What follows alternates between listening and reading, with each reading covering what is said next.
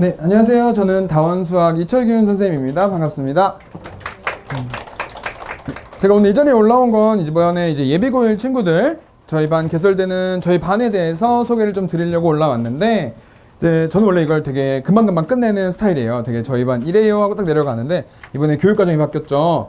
그래서 오늘은 제가 제 수업에서 제가 수업을 하면서 공통수학 1, 2를 수업을 했을 때 어느 부분에 대해 강조를 할 건지에 대해서 조금 저는 이런 걸 강조하는 선생님이에요 라는 말씀을 드리려고 이 자리에 올라오게 됐습니다.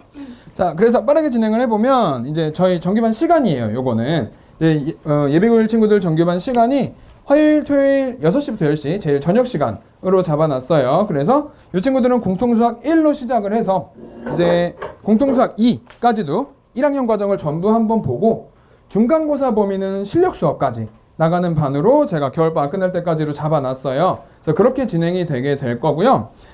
저는 교재를 이제 정석을 많이 써요. 근데 이게 제가 정석을 쓴다고 하면 학부모님들께서도 이제 뭐 다른 선생님들도 그렇고 이제 뭐 그런 경우도 있어요.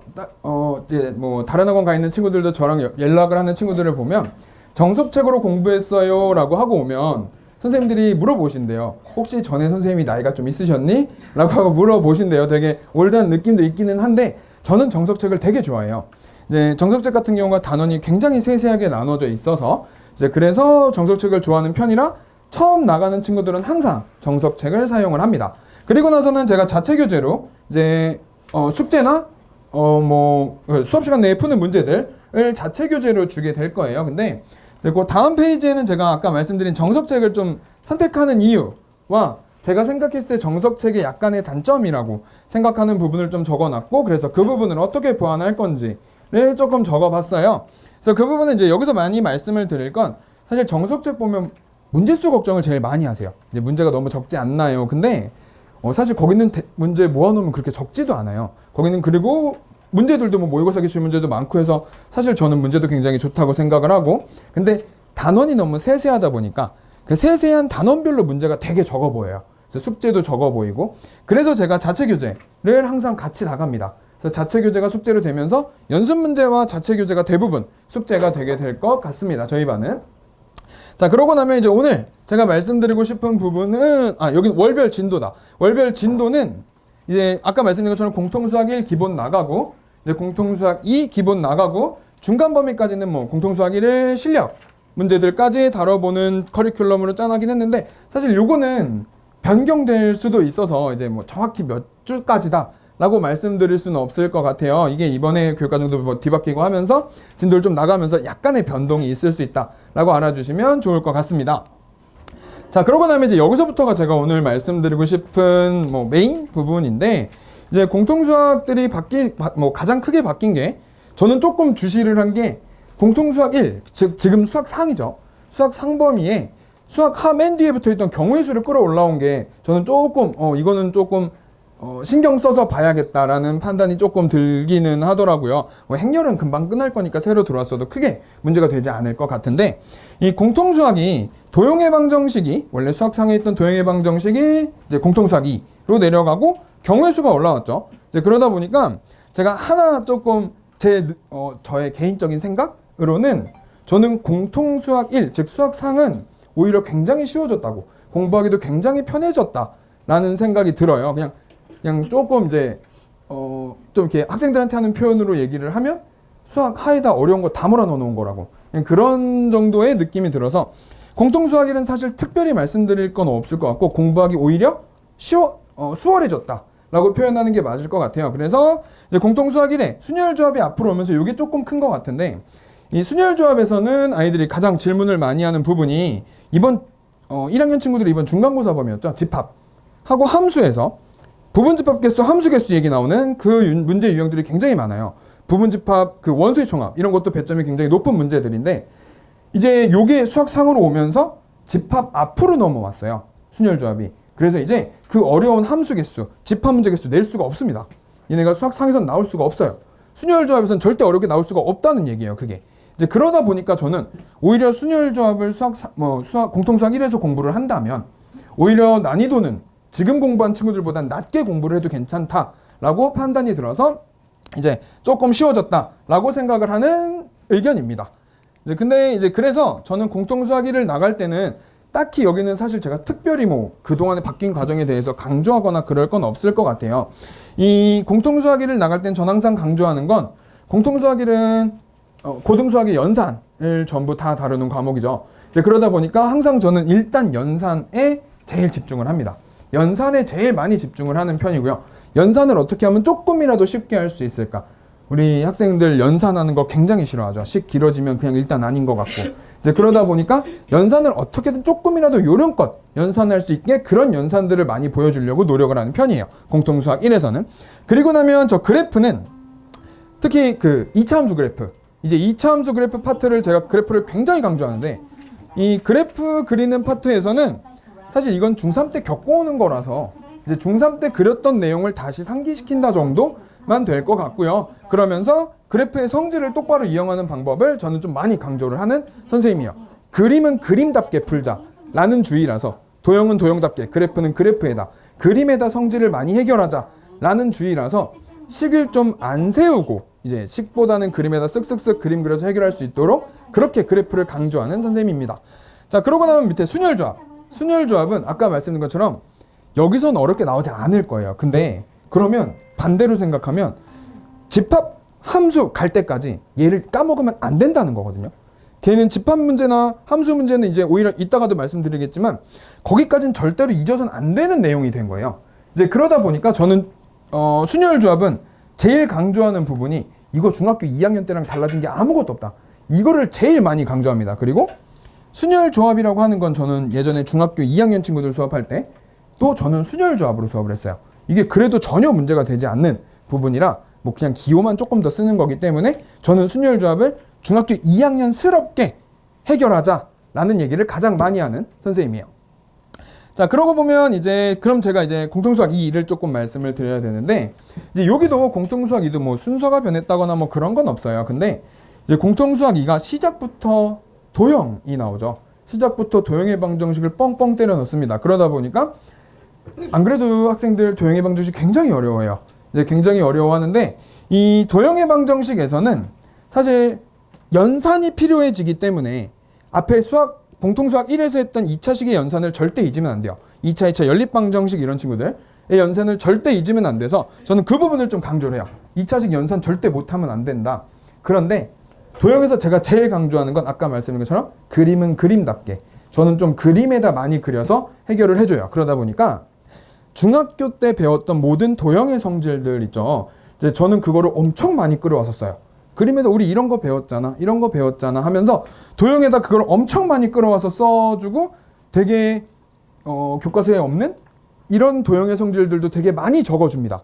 이제 그래서 그림에다 해결할 수 있게 그래야 이제 아이들 입장에서도 이제 그런 얘기가 나와요. 막 배점도 높은 문제인데 선생님이 손 2개 쭉쭉 그으니까 막 답 나와. 이러면 이제 그런 거에서 아이들이 우와 저건 어떻게 하는 거야? 말 나오는 게 사실 그런 부분들이라서 그런 연습을 많이 시켜요. 그래서 저는 도형의 방정식은 뭐 식이 나오긴 하겠지만 저는 그림을 주로 중요시하는 선생님이다라고 생각해 주시면 좋을 것 같습니다. 그러고 나면 오히려 이건 다행인 것 같아요. 도형의 방정식을 원래는 도형의 방정식을 하고 나서 방학을 지나고 와서 집합명제를 하죠. 이제 그러다 보니까 솔직히 도형 까먹으면 집합명제는 못해요. 얘는 문제를 풀 수가 없는데 사실 전 이건 2개 붙어있는 건 되게 좋은 것 같아요. 공부하기도 좀 편한 것 같고 되게 좋다는 생각이 들어요. 왜냐하면 이제 집합을 공부를 하다 보면 공통수학 1에서 나오는 2차 함수나 원, 직선 이런 건 절대 모르면 안 되기 때문에 어차피 문제 푸는 방식은 다 거기에 들어있어요. 그래서 공통수학 2는 사실 집합명제는 표현법만 바뀌는 그런 파트라 저는 오히려 이거 붙어있는 건 공부하긴 수월하겠다 라는 생각도 좀 들고요. 이 집합이랑 함수는 아까 말씀드린 것처럼 여기가 좀 메인인데 제가 걱정을 많이 하는 게 좀 이 부분인데 이 경우의 수를 지금 하는 친구들은 안 배우고 집합함수를 배운다고 했죠. 이제 그러다 보니까 사실 저는 이번 시험 보는 친구들은 경우의 수 다 가르쳐 놨어요. 중간고사 볼 때도 이건 경우의 수 얘기이기 때문에 모르면 안 된다고 다 가르쳐 놓고 시험을 보는데 이제는 시험지를 내는 선생님 입장에서도 순열조합 다 써도 돼요. 그러면 당연히 이제 집합명제 그 아까 말씀드린 개수세기 얘기가 많이 어려워질 거다라는 생각이 조금 들어요. 그게 조금 이 단원을 공부하는데 보자마자 그 교육과정을 보자마자 조금 걱정했던 부분. 그럼 이거 지금 안 그래도 어려워하는 개수 얘기를 선생님들은 멋대로 내도 된다는 거잖아 라는 생각이 조금 들더라고요. 이제 그래서 저는 집합하고 함수를 할 때 이번에는 그동안은 경우의 수 얘기니까 이거는 뒤에 나오는 거야, 사실 쓰면 안 되니까 조금 이렇게까지는 안 나올 거야 라고 얘기했던 걸 저는 모든 걸 다 가르칠 생각입니다. 경우의 수에서는 이렇게 나올 수 있다. 집합함수는 경우의 수를 배워왔기 때문에, 그렇기 때문에 문제가 이렇게까지 어렵게 바뀔 수 있어 라는 내용을 전부 다 여기다 추가를 할 거예요. 이제 집합명제, 그동안은 다른 거죠. 집합명제에서 경우의 수 얘기를 잘 안 했더라면 이제는 모든 걸 추가해서 집합명제와 함수개수 얘기를 충분히 길게 잡고 다룰 생각을 하고 있습니다. 자, 그러고 나면 이제 밑에가 지금까지 말씀드린 걸 통틀어서 이제 공통수학이가 이렇게 힘들 거예요 라고 그냥 조금 적어놨어요. 제 생각은 조금 공통수학 2를 공부하는 게 아이들이 많이 힘들어할 것 같은 이유예요 라고 적어놓은 줄이라고 보시면 될 것 같고요. 네, 그러다 보니까 이게 말씀드린 게 여기 뒷페이지가 아까 말씀드린 제가 수업을 하고 있는 방향이에요. 제가 수업을 하고 있는 방향이 항상 도형은 도형답게 그림에다 해결합시다. 식 쓰는 거 싫어하잖아. 계산하는 거 싫어하잖아. 도형은 도형답게 해결하자 라는 걸 제가 첫 번째로 도형의 방정식에서 강조하게 될 거고요. 그리고 나면 두 번째 줄은 저는 수업 들어갈 때마다 제일 강조하는 파트가 이건 어느 과목이든 똑같거든요. 그냥 문제만 똑바로 읽으면 할 일이 적혀 있다고 항상 얘기를 하는데 특히 집합명제가 그게 심하죠. 집합이라는 기호, 명제라는 기호들을 가지고 한글을 바꿔놓은 거기 때문에 그 기호 똑바로 읽는 방법을 무지하게 강조할 거고 이제 그 읽는 걸 제가 자꾸 시킬 거예요. 이거 뭐라고 읽어? 나도 알파벳 읽을 줄 아는데 이거 뭐라고 읽을까 우리? 그냥 그렇게 해서 자꾸 시킵니다 제가. 이제 그러고 나면 집합명제는 거기에 통틀어 이 개수 유형까지 아까 말씀 그렇게 강조하는 개수 유형들까지도 웬만한 어려운 문제들을 전부 다 접할 수 있도록 조금 강조를 할 거고요. 이제 유리함수 무리함수는 원래 기존에 있던 파트죠. 그래서 크게 달라지는 게 없어요. 그래서 기존에 수업을 하듯이 사실 그래프의 성질 이게 학생들이 요 유리함수 무리함수 그래프의 성질이 뭐 별게 없는데 되게 어려워해요. 이제 성질을 사용한다는 것 자체가 되게 어려워하는데 저는 그래서 항상 이 유리함수, 특히 유리함수, 무리함수는 뭐 크게 어려워하지 않을 건데 유리함수를 조금 성질을 이제 뭐 학생들한테 얘기하듯이 배운 티 내자. 이제 배운 티 내자라고 해서 성질을 조금 많이 섞어서 그래프에서 해결하는 방법도 식을 읽는 방법에 대해서 많이 설명을 하는 선생님입니다. 이제 그래서 저는 다른 과목은 괜찮지만 이번에 제가 말씀드리고 싶은 거는 제가 이번 예비고일 친구들을 수업을 하면서는 경우의 수가 바뀌면서 크게 바뀌는 부분, 집합함수가 많이 어렵게 나올 수 있을 것 같고요. 순열 조합은 앞으로 왔을 땐 크게 어렵지 않을 것 같아요 라는 부분이 이제 제 수업에서 조금 강조하는 부분이 되겠다라고 말씀드릴 수 있을 것 같습니다. 자, 그러고 나면 이 다음에는 뭐 관리 내용인데 이제 많이들 이거는 그냥 많이들 물어보셔서 제가 적어놨어요. 어머니께서 선생님은 그럼 학생들 관리를 어떻게 하시나요? 라고 해서 이제 몇 가지 적어놓은 건데요. 이제 저는 내신 대비 기간이 아니면 단원별로 시험을 봐요. 단원이 끝나면 대단원 하나가 끝나면 그 단원 통으로 시험을 보게 될 거고요. 그래서 그 단원이 끝나게 되면 제가 예비고일 친구들 같은 경우는 학부모님들한테 전화를 드리는 경우가 많아요. 근데 이제 고등학교 1학년, 2학년이 되면 사실 전화 드려도 학생이랑 얘기해 주세요 말씀하시는 경우가 더 많으세요. 그래서 근데 예비고일 어머니들, 학부모님들께서는 굉장히 궁금해 하십니다. 지금 공부를 하고 어떻게 하고 있는지. 그래서 웬만하면 전화로 이제 몇 점 받았고 어떤 문제 틀렸고요 이런 걸 전화로 말씀드리게 될 거고요. 그러고 나면 저희는 이번부터 제가 조금 수업 방식을 바꾼 게 또 이제 조교쌤들을 계시면서 클리닉 시간을 제가 열어뒀어요. 그래서 숙제 검사를 제가 클리닉 시간에 불러서 할 거예요. 숙제 검사는 뭐 그날도 하겠지만 이제 숙제를 그것도 많이 물어보시더라고요. 숙제를 안 되면 남겨서 시키시나요? 아니면 더 부르시나요? 라고 많이 물어보셔서 저는 줄기차게 부르는 선생님이에요. 그냥 안 됐어? 그럼 저는 화도 잘 안 내요. 저는 학생들은 화도 잘 안 내고요. 숙제 안 해왔다고 뭐 이렇게 막 뭐라고 하는 성격도 아니고 안 했구나. 그럼 더 와라. 이날 와.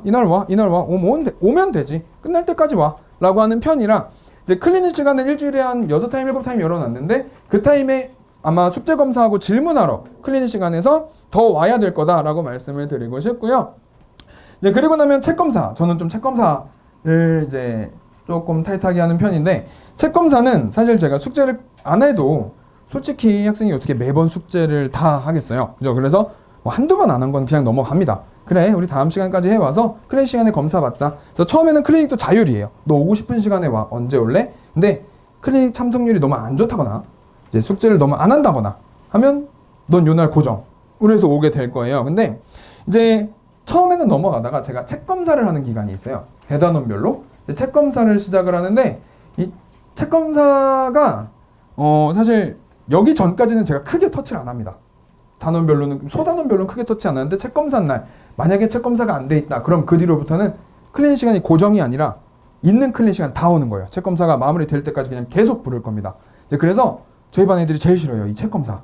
책 검사 오면 아주 그냥 애들이 벌벌벌 떠는데 그게 그 뒤로부터는 요일이 정해진 게 아니라 아마 거의 계속 올 거다라고 봐주시면 될 것 같아요. 그래서 이게 저희 반에 대한 간략한 설명이었을 것 같고요. 또 뒤에 선생님들도 많이 계셔서 오늘은 저는 여기까지 하도록 하고 내려가도록 하겠습니다. 감사합니다.